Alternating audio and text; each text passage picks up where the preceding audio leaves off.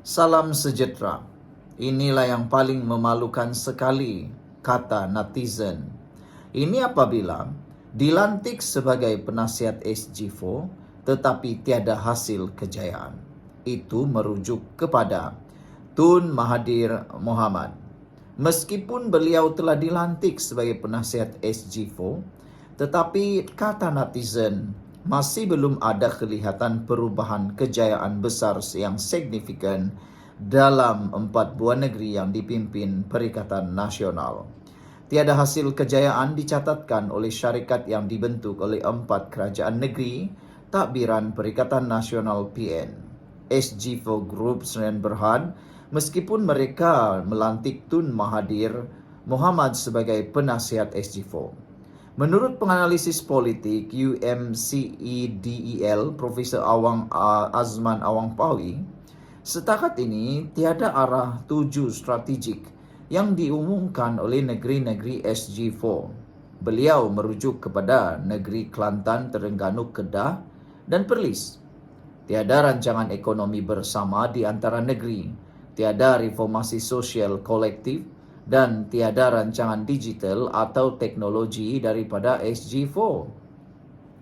Tiada satupun model ekonomi atau sosial yang diumumkan oleh SG4 yang mencerminkan arah tuju atau kesan peranan Mahathir sebagai penasihat. Kenyataan beliau selepas pelantikan lebih cenderung ke arah retorik politik bangsa Melayu lemah, bukannya strategi pembangunan yang tuntas. Setakat ini, tiada hasil konkret yang boleh dilihat sebagai kejayaan langsung hasil daripada pelantikan Mahathir Mohamad sebagai penasihat SG4, kata Awang lapor Scoop.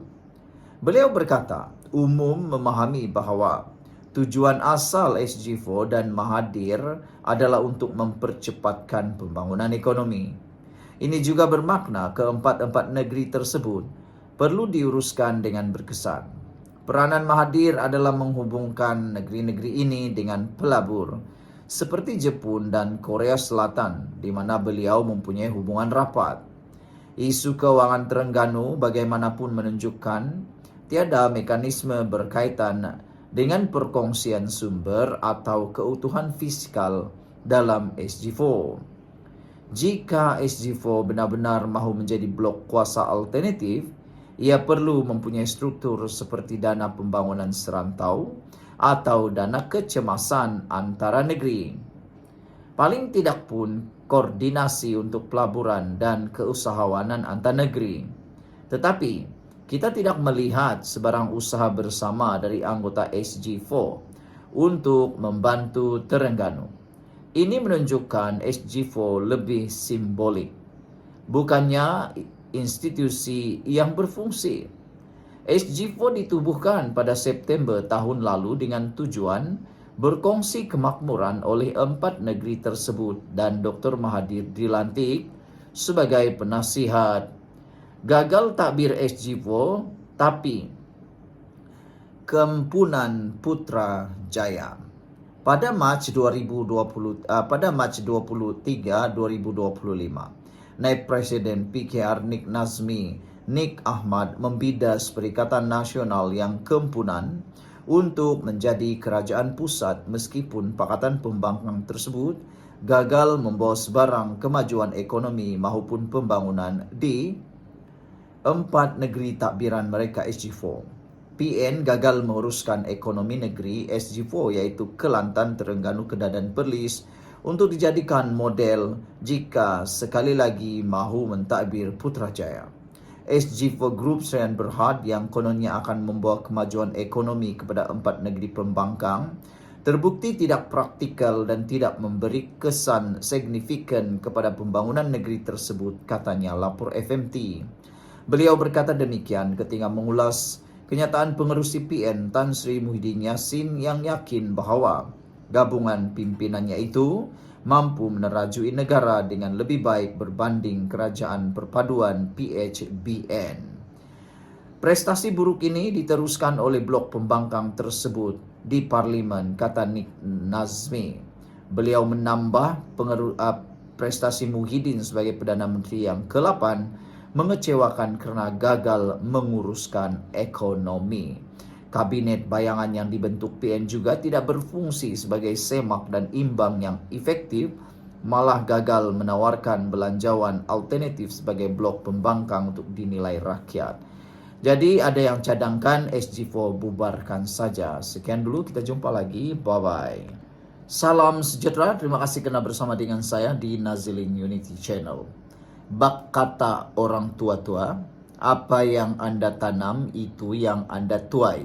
Apa yang Anda fitnah, Anda akan dapat saman. Haha, macam begitulah.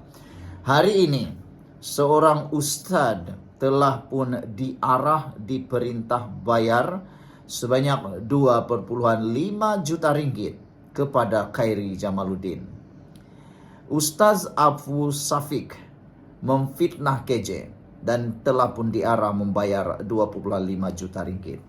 Ini kali pertama kita dengar seorang ustaz diperintah oleh mahkamah membayar 2,5 juta ringgit.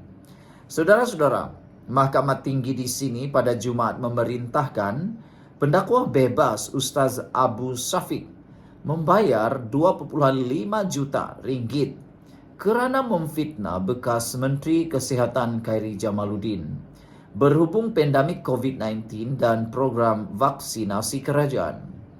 Hakim Datuk Raja Ahmad Mohzanuddin Shah Raja Mohzan memutuskan demikian selepas membenarkan saman yang dikemukakan Khairi 49 tahun terhadap Abu Syafiq atas nama penuhnya Muhammad Rashid Muhammad Alwi 45 tahun.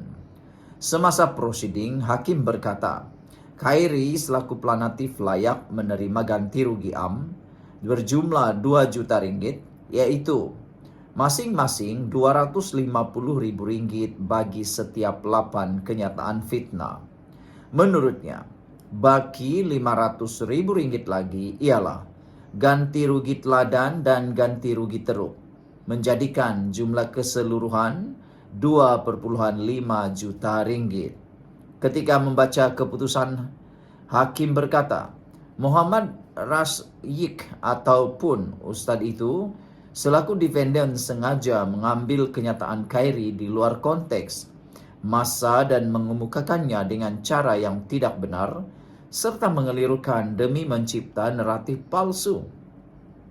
Defendant secara tidak bertanggung jawab menimbulkan keraguan dan menyerang planatif.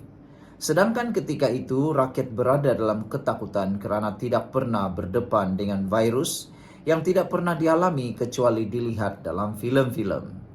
Sedangkan ini bukan filem yang boleh direka secara kreatif untuk menghiburkan. Sebaliknya, realiti yang berlaku sehingga mengundang kematian, katanya.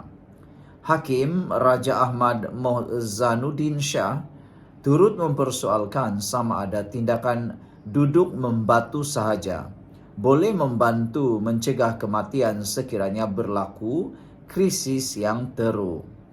Beliau berkata, defendant sepatutnya menyoal diri sendiri dan menilai senario serta fakta dengan betul sebelum membuat kenyataan berunsur fitnah.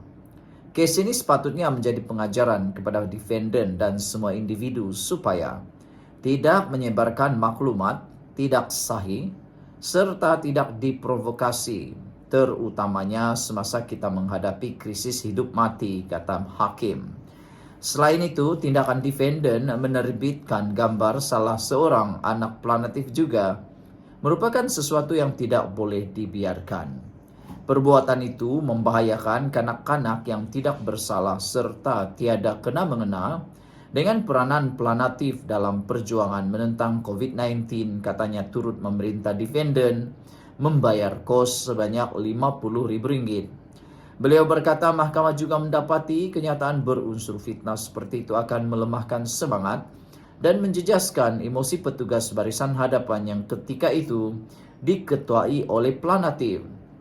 Sebelum membacakan keputusannya, Hakim sempat mengucapkan takziah kepada Khairi atas pemergian bapa mertuanya yang juga Perdana Menteri kelima.